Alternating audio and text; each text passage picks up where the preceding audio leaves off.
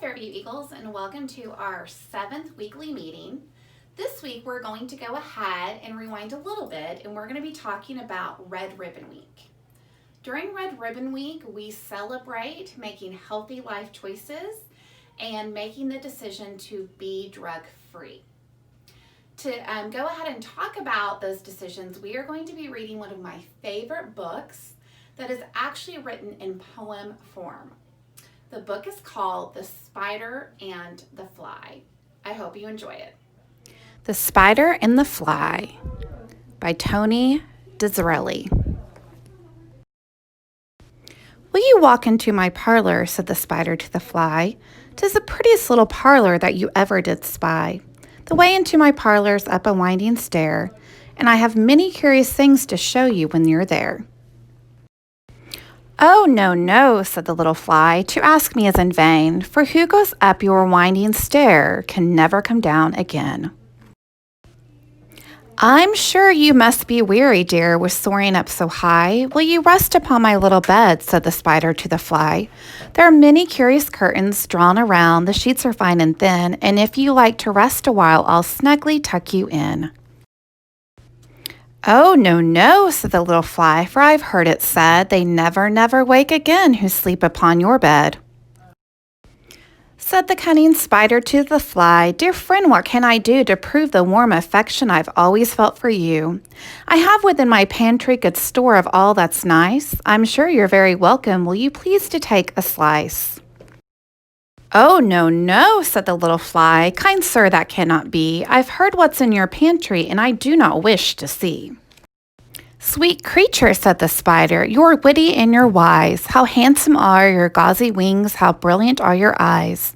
I have a little looking glass upon my parlor shelf. If you'd step in one moment, dear, you shall behold yourself. I thank you, gentle sir, she said, for what you're pleased to say. In bidding you good morning now, I'll call another day. The spider turned him round about and went into his den, for well he knew the silly fly would soon come back again. So he wove a subtle web in a little corner sly, and set his table ready to dine upon the fly. Then he came out to his door again, and merrily did sing, Come hither, hither, pretty fly, with the pearl and silver wing. Your robes are green and purple, there's a crest upon your head. Your eyes are like the diamond bright, but mine are dull as lead.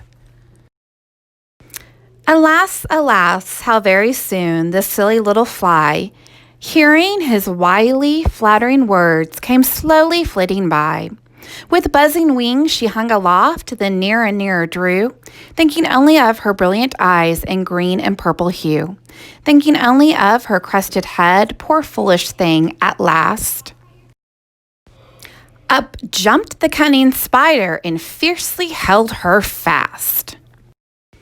He dragged her up his winding stair into his dismal den, within his little parlor, but she never came out again.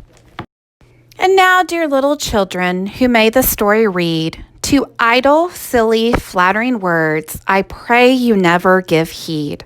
Unto an evil counselor, close heart and eye and ear, and take a lesson from this tale of the spider and the fly.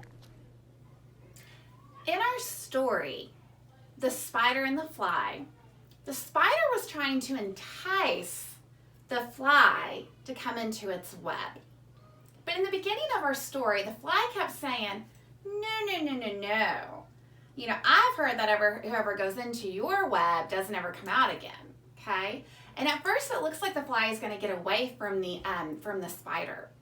But then the spider gets very, very clever and starts to say things about how pretty the fly is and starts to flatter the fly. And then the fly gets pressured into going into the spider's web, where she never, ever comes out again. Our book focuses on what we call peer pressure. And a lot of times whenever we get a little bit older, we get to a point where we are very, very concerned about what our other students think about us, our peer group. Our peer group is the students around us, and we get very, very concerned about what they think about us. And so we start to make decisions based upon what their thoughts are rather than our own thoughts, okay? And we might be pressured into making bad choices.